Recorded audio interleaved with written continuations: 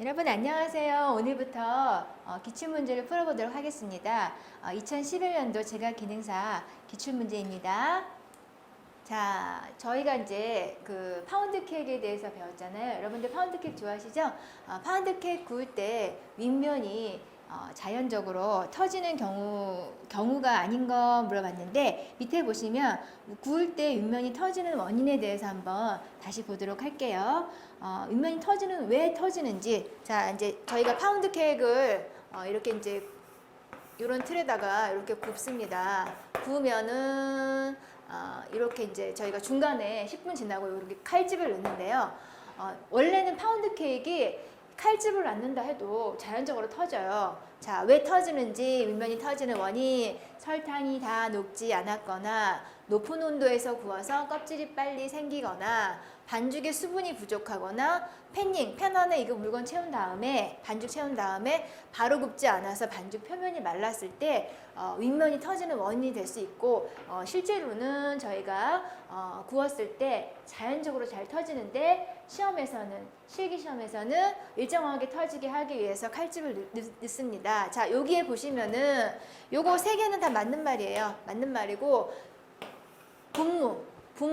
분무는 하진 않아요. 그냥 바로 놓으시면 돼요. 그래서 답이 요 가번이에요. 틀린 거, 아닌 거 물어봤죠? 아닌 거 물어보셨어요. 자, 2번. 자, 도넛 글레이즈의 사용 온도에 가장 적합한 거 물어보셨네요. 자, 글레이즈가 뭐예요? 가자리 표면에 광택을 내는 일을 글레이즈라고 하는데요.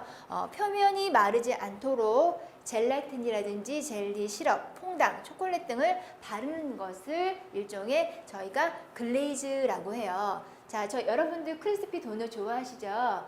크리스피 도넛도 그 분당에다가 물을 넣어서 살짝 발라줍니다. 자, 그 발라주는 반죽 그 글레이즈 온도가 45에서 50도예요. 그래서 문제에서는 요 사이의 걸 물어봤으니까 49예요. 잘 안 외워주세요. 그래서 제가 잘 외우게 77이 49 글레이즈 온도 이렇게 외우시면 될 것 같아요. 자, 3번입니다. 저희가 이제 그 시험을 보게 되면은 그 풀어보는 문제에 대해서 많이 나와요. 많이 나오는데 여러분들 이렇게 1번부터 60번 중에서 보통 그 계산 문제가 3개에서 4개 나올 수도 있어요. 어떨 때는 뭐 조금 더 그 이상으로 나오는데 그 계산기 가져가셔서 풀어보셔야 되거든요. 이것도 아마 정의에 속해요. 외우시면 바로 대입시켜서 풀어보실 수 있으세요. 자, 제빵 공장에서 5사람이 8시간 동안 옥수식빵 500개, 바게트빵 550개를 만들었습니다. 개당 노무비는 얼마인가? 인건비에 대해서 물어봤네요. 자, 시간당 노무비는 인건비는 4,000원이에요. 자, 그러면 제조 활동과 관련된 인건비다. 총 노무비는 5인 8시간 곱하기 4,000원이에요. 이만큼 나왔네요. 그러면 500개하고 550개를 합친 게 1,500개. 개당 제품의 노무비는 물어봤으니까 여기에다가 이렇게 나눠서 했더니 이렇게 나왔어요. 그래서 개당 가격은 152원이 되겠습니다. 자, 엔젤푸드 케이크입니다.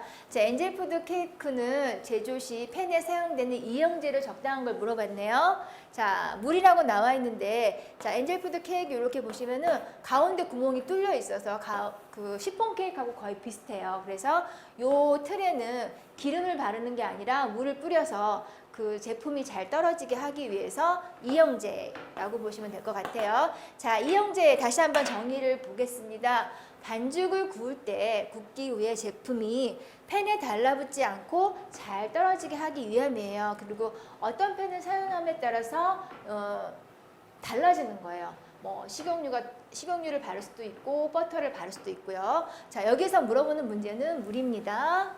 자, 케이크의 부피가 작아지는 원인에 대해서 해당하는 걸 물어봤어요. 케이크 그러면은 빵이 아니잖아요. 자, 케이크는 보통 어떤 종류의 밀가루를 쓰는지. 자, 박력분과 중력분을 많이 써요. 근데 강력분이라고 나왔기 때문에 이게 원인에 해당하지 않는 걸 물어봤어요. 이게 답이에요. 자, 액체 재료가 적은 경우, 크림성이 좋은 유지를 사용한 경우, 달걀량이 많은 반죽의 경우. 자, 그래서 케이크는 단백질 함량이 작은 박력분을 사용해야 합니다. 그래서 답이 가번이에요. 자, 쇼트브레드 쿠키입니다. 쇼트브레드 쿠키는 저희가 만드는 실기에서 쿠키의 한 종류예요. 성형할 때 주의할 점이 아닌 걸 물어봤어요. 이 쇼트브레드 쿠키는 크림법으로 저어갖고 가루재료 붓고 나서 냉장 유지를 시켜야 되는 거거든요. 자, 냉장 유지를 시켜야 되는데 여기는 뭐예요? 중간에 냉동고에 나왔어요. 냉동고. 그래서 이게 동결을 시킨다 해서 이게 아니에요. 자, 그리고 이제 나머지는 쇼트브레드 쿠키 성형할 때 주의할 점입니다.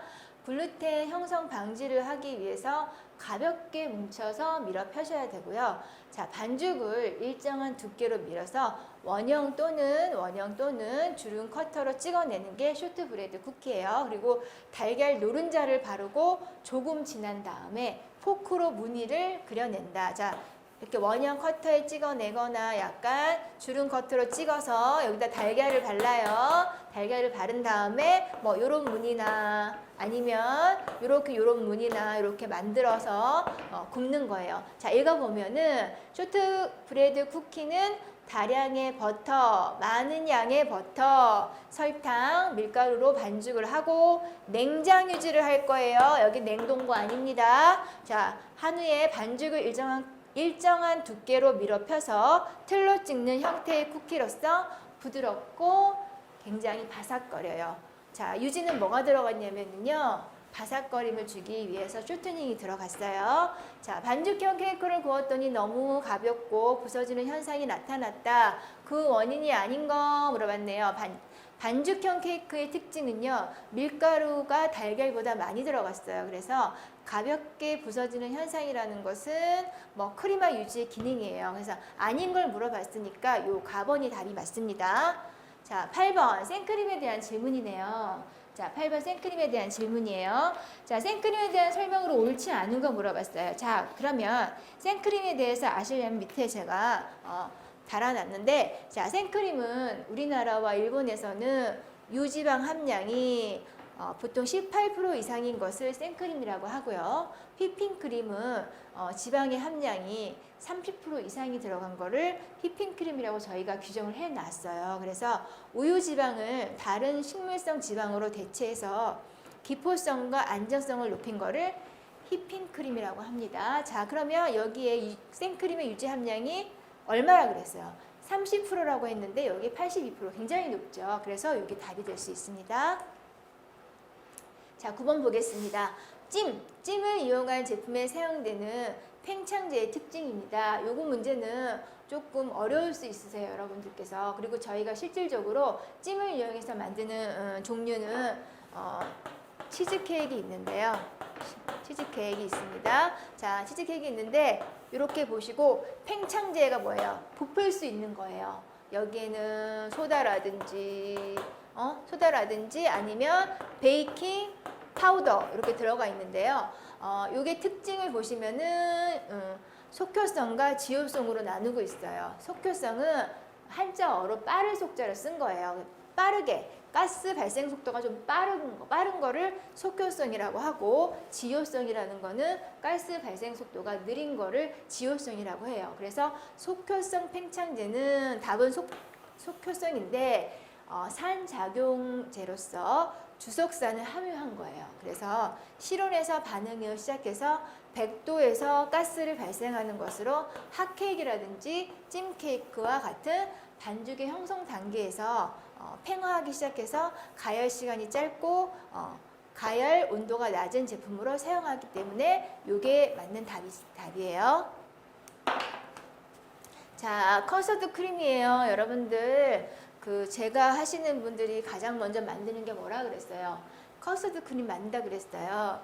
자, 그 크림을 만들 때 재료에 속하지 않는 걸 물어봤네요. 자, 저희가 커스터드 크림을 만들 때 계란의 노른자에다가 설탕, 전분이라든지 박력분을 섞어 사용하고요.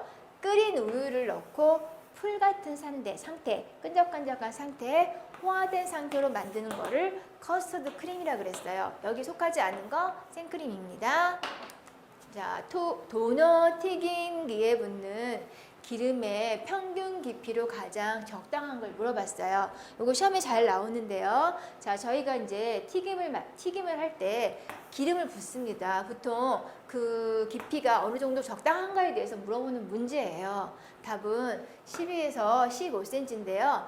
여기에서 여기 높이가 굉장히 적합하다고 보시면 될 것 같아요. 너무 적으면 어때요? 튀김 양이 적으면 도넛을 뒤집기가 어렵고 빨리 온도가 올라가서 그 도넛이 튀기기가 그 새까맣게 나오거든요. 그래서 적정 온도를 튀김 기름의 평균 깊이는 12에서 15입니다. 자, 이제 쿠키 만들러 갈게요. 이제 쿠키 중에서 이제 저희가 쿠키도 굉장히 뻑뻑한 쿠키도 있고 유분감도 많고 뭐 여러 가지 쿠키가 있는데요. 수분이 적어서 밀어 펴는 형태로 만드는 걸 물어봤네요. 스낵 쿠키예요. 자, 스낵 쿠키란 뭐냐? 자, 슈거 쿠키라고 얘기를 하고요. 설탕이 많이 들어갔어요. 설탕이 많이 들어가서 먹으면 약간 찐득찐득한 느낌이 있고요. 또 계란 사용량이 적기 때문에 조금 더 오래 구우셔야 되고요. 이 제품은 밀어 펴서 찍어 굽는 형태입니다. 자, 쿠키에 대해서 다시 한번 짚고 넘어갈게요. 케이크 반죽의 밀가루 양을 증가시켜서 만든 수분이 적은 거, 수분이 많은 거 이렇게 나누어져 있고요. 반죽 특성에 따라서 반죽형 반죽 쿠키예요.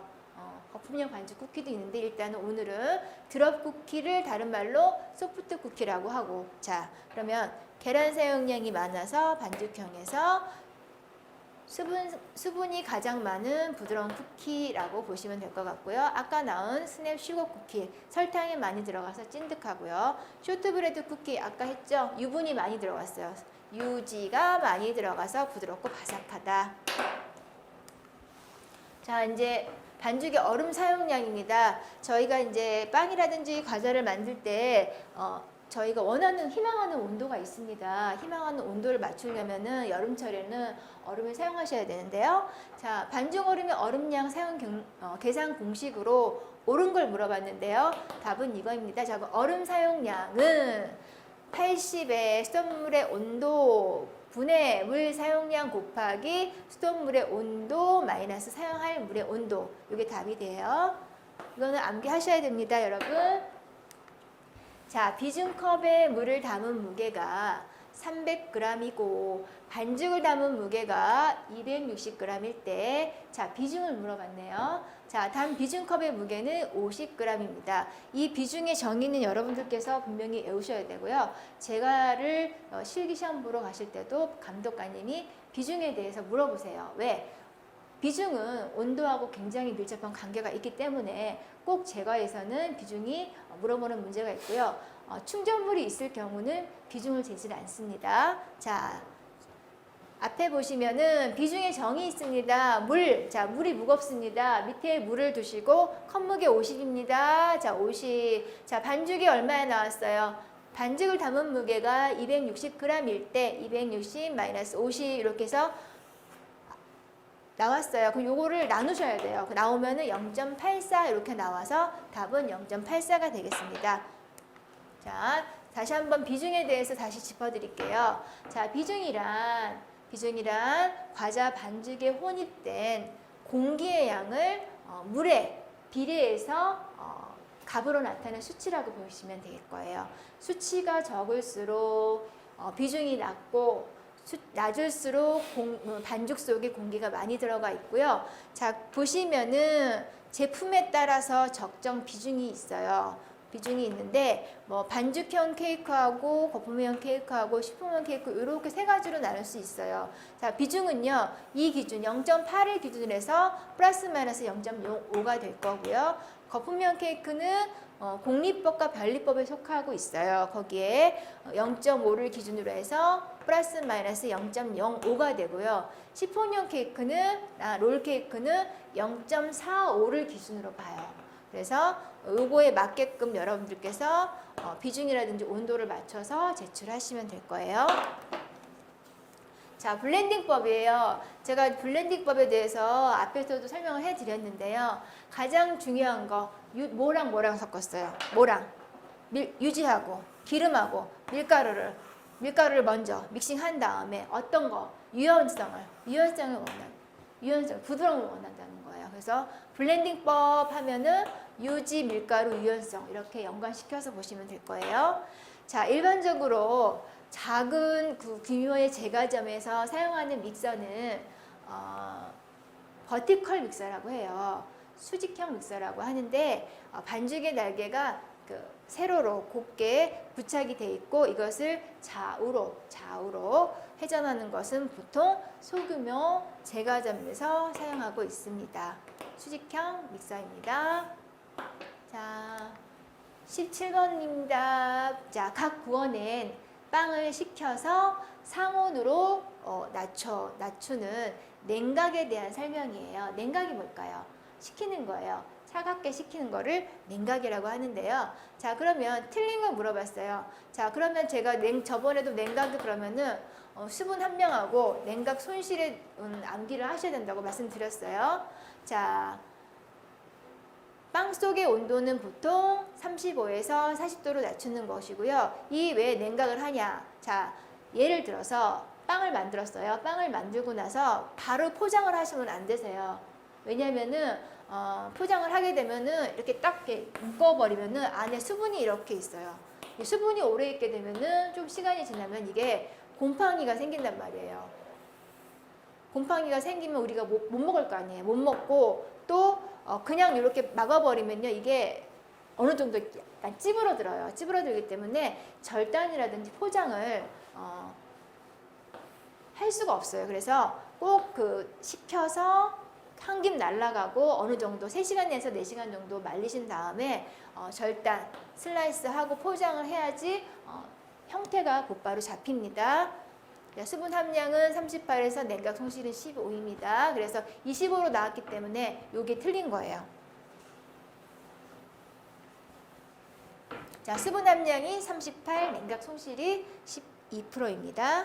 자, 식빵을 만들 때 과도한 부피 제품이 되는 원인, 만약 식빵을 만들게 되면은 소금이 부족하게 되면은 삼투압의 영향으로 발효가 조금 많이 돼요. 그래서 부피가 좀 많이 올라오거든요. 그래서 과도한 부피 원인이 되는 거는 소금량의 부족입니다. 자, 원가의 구성에서 직접 원가에 해당하지 않는가 물어봤어요. 그럼 직접 원가에 대한 정의가 있네요. 자, 우리가 빵을 만들 때 들어간 재료비, 그다음에 빵을 만드는 사람의 인건비, 노무비, 그다음에 빵을 만들었는데 하루 종일 만들었단 말이에요. 전기세도 나갈 거고, 그래 전기세라든지 아니면은 점심을 먹었다거나 저녁을 먹었다거나 직접 들어간 경비예요. 자, 판매비가 아니에요. 나머지 다 연결시켜 드렸습니다. 자, 빵에서 반죽의 온도를 낮추는 주된 이유를 물어봤네요. 냉동빵에 대한 문제 자주 나오니까 여러분들 체크를 해두시고, 자, 그러면 냉동 반죽법으로 만든 반죽의 온도는요 20도로 낮추셔야 돼요. 왜? 이스트의 활동을 억제하기 위해서. 그래서 이게 답이 될 수 있습니다. 자, 냉동 반죽법에 대해서 여러분들께서 다시 수강하셔서 한번 더 공부를 하시면 조금 이해가 많이 되실 거예요. 자, 20번까지 했습니다. 수고하셨습니다. 감사합니다.